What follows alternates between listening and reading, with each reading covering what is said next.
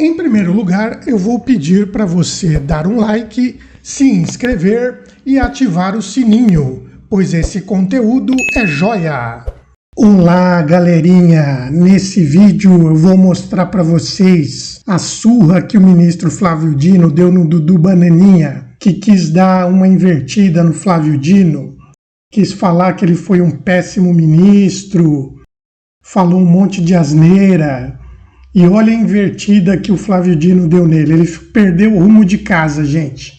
Dá uma olhada. Ministro, primeiro, Vossa Excelência disse que não há uma pertinência nem do ponto de vista político entre Lula, Hitler e Stalin. E sim, todos eles, tanto Lula quanto Stalin, quanto Hitler, quanto Mao Tse-tung, contra Hugo Chávez e também Fidel Castro, tiveram como política pública o desarmamento da população. E não coincidentemente a mesma população que acaba sendo morta por armas, mas não, obviamente, as armas legais. Então, o deputado Paulo Bilinski, ele tem razão, e Vossa Excelência falou que é necessário alterar a Constituição se nós quisermos dar uma maior flexibilidade às leis quando se fala no tocante às armas de fogo. Gostaria de lembrar também a Vossa Excelência, que é conhecedor do direito, juiz que ainda nos anos 90, ou seja, sobre a égide da Constituição de 1988, para você comprar uma pistola ou um revólver numa loja Mesbla, você apenas apresentava a sua carteira de identidade. Época em que o porte legal de arma de fogo era uma mera contravenção, nem prisão dava, e os índices de mortalidade eram infinitamente inferiores ao que eram hoje. Vossa Excelência fala muito no liberou geral, quando se refere à política do presidente Bolsonaro com relação às armas de fogo. No entanto, não há qualquer registro dos 4 anos de governo Bolsonaro. Eu estou falando aqui de 2019, 2020, 2021 e 2022, onde tenham ocorrido mais homicídios do que todos os anos anteriores de desarmamento. Então, quando se quer falar em armas de fogo, você tem que ter a ciência de que mais armas legais, elas contribuem com menos homicídios. É mentiroso o que o deputado anterior disse, falando que deveríamos ter mais livros. Ora, se nós retornarmos ao 8 de janeiro, né, e os policiais aqui da casa, ao invés de terem armas, tivessem livros, certamente os danos seriam muito, muito maiores.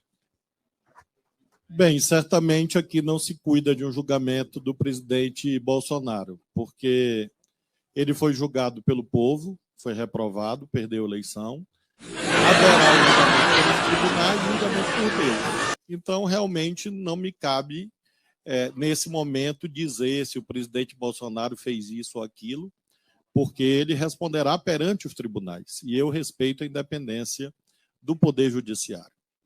Sobre o governo que diz ter sido feito isto ou aquilo, é claro que quem julga isto não é o senhor, não sou eu, quem julga isso são os eleitores.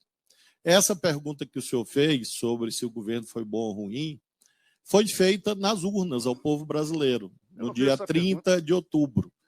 E o candidato... Eu não fiz essa pergunta. Vai interromper, senhor presidente. Mais uma vez. Senhor presidente. Presidente. Mais uma Presidente. vez. Mais uma vez. Presidente. Ainda tem uma falta de respeito esse comportamento, presidente.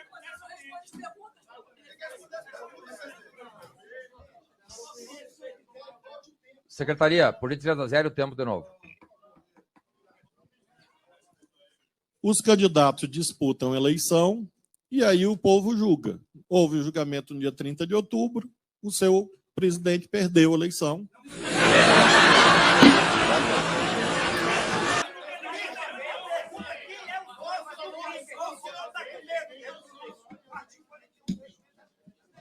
Senhor presidente, esse deputado, esse senhor aqui, cujo nome eu não sei, aquele outro ali, esses dois senhores aqui não podem ficar aqui na comissão me agredindo, porque eu vim aqui, estou respondendo a todas as perguntas.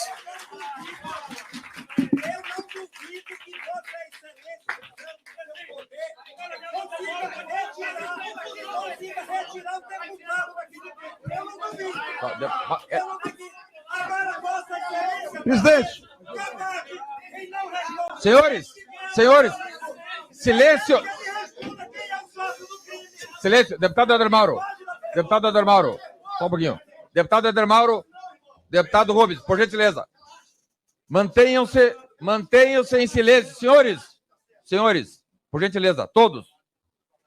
Nós estamos indo bem, o ministro está respondendo, os senhores estão perguntando, dando continuidade, sem interromper o ministro. Ministro, por gentileza. Obrigado, presidente. Então, essas questões políticas do tal ou qual governo realmente não são cabíveis nesse momento. Haverá um momento de, em 2026, o senhor dizer tudo que o senhor disse e a população apreciar e julgar novamente os políticos. Em relação a outras considerações sobre essa questão da política armamentista, quando eu me refiro, então, prosseguindo nas respostas, em relação a essa questão da política armamentista, como disse há pouco, não há correlação entre número de armas e número de homicídios. Por que isto? Porque, se nós olharmos, por exemplo, os números recentes, pegar o recorte da Amazônia, na Amazônia aumentaram as armas e aumentaram os homicídios. Então, é falsa a ideia de que quanto mais armas, menos homicídios. Não há correlação em relação a isso. Pelo contrário, o que as notícias mostram? As notícias mostram que quando há mais armas em circulação, legais ou ilegais, é claro que se ampliam as ocorrências, por exemplo, de crimes em lares, por isso que o feminicídio cresceu, crimes eventuais no trânsito. Nós vimos recentemente aquela chacina no Mato Grosso, que é exemplificativa, em que uma simples controvérsia em torno de um jogo de sinuca, de dominó, se transformou numa chacina.